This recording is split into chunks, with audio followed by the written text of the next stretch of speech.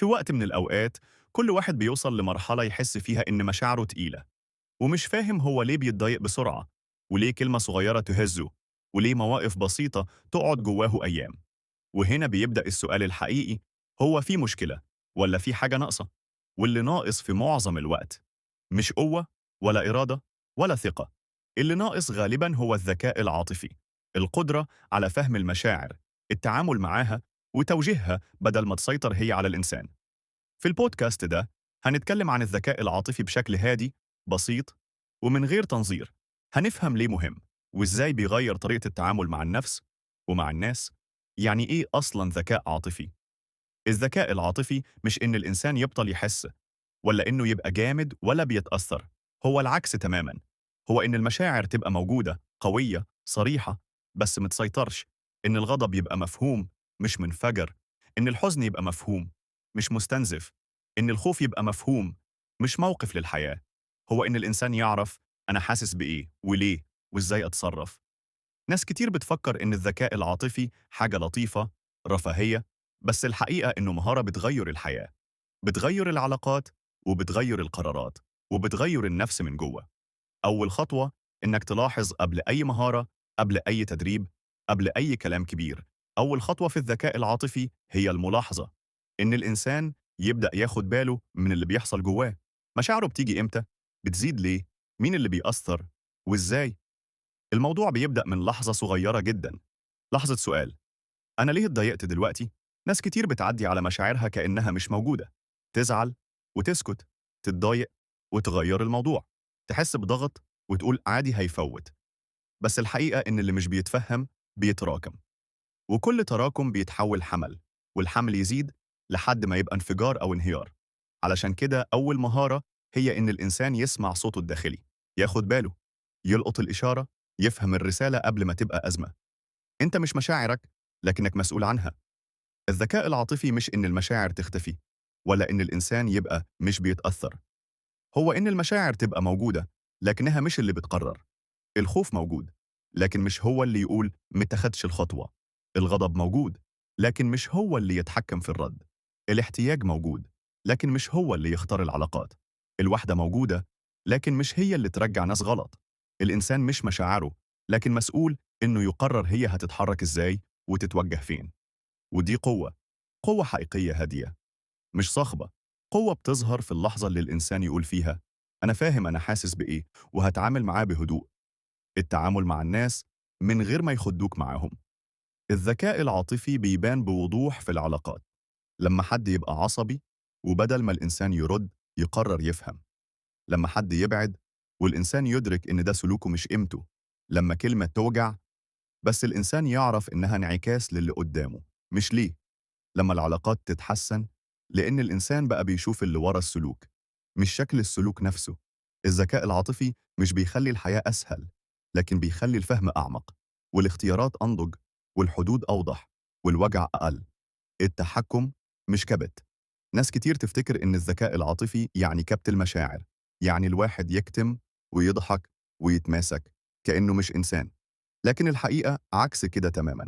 الكبت بيعمل قنبلة، والتحكم بيعمل مساحة آمنة. الذكاء العاطفي هو إن الإنسان يعرف إمتى يتكلم، إمتى يسكت، إمتى يواجه، إمتى يتجاوز، وإمتى يقول ده فوق احتمالي ومش هكمل. هو إن الإنسان يدي لنفسه حق الشعور، لكن من غير ما المشاعر تسوق حياته. هو الاتزان، مش التجاهل. أقوى مهارة إعادة التفسير. كل موقف ليه تفسيرين: تفسير سريع وتفسير ناضج. الذكي عاطفياً ما بياخدش أول تفسير، ما يحكمش بسرعة، وما يسيبش عقله يبني سيناريوهات سودة على أول إحساس سلبي. هو يعرف إن الناس اللي بتجرح ساعات بتكون هي المجروحة، واللي بيتجنب يمكن خايف، واللي عصبي يمكن مضغوط مش أكتر، واللي انسحب يمكن بيحارب من جوه.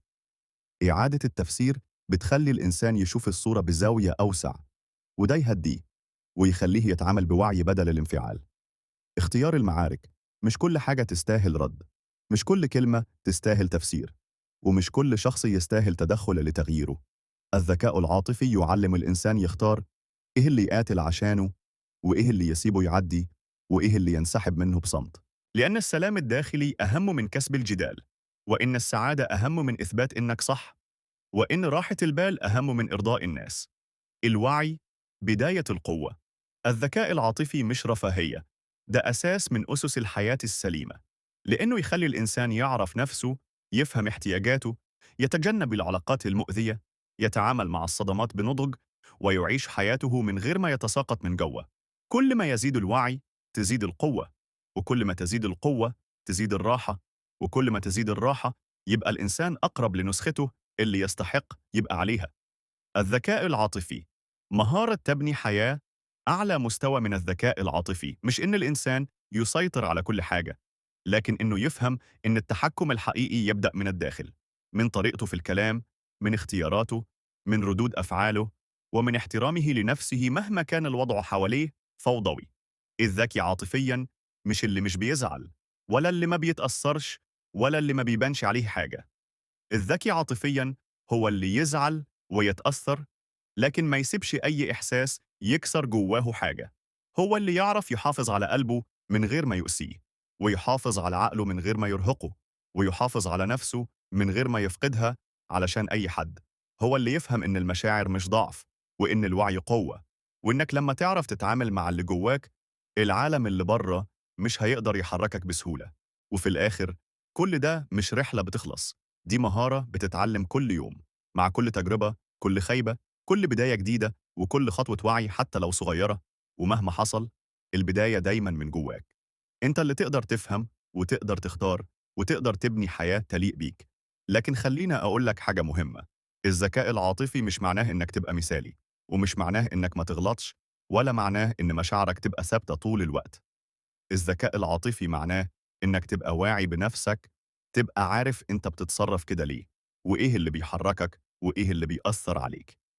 الناس اللي بتملك ذكاء عاطفي مش هم اللي مش بيقعوا، هم اللي أول لما يقعوا بيعرفوا يوقفوا نفسهم، وبيسألوا ليه حصل كده، وأصلحه إزاي. الذكاء العاطفي يخليك تختار رد فعلك، ما تخليش حد يستفزك بسهولة، ولا كلمة تكسرك، ولا موقف يعطلك عن اللي انت عاوزه. ويمكن أحلى حاجة فيه إنك تبقى فاهم إنك قيمة، وإنك تستحق معاملة كويسة، فتعرف تحط حدودك من غير ما تزعل حد، وتعرف تحب نفسك من غير ما تبقى أناني. والأجمل إنك تبقى رحيم بنفسك، عارف إنك إنسان ليك أيام حلوة وأيام صعبة، وإن كل خطوة صغيرة بتاخدها في فهم نفسك بتغير حياتك كلها.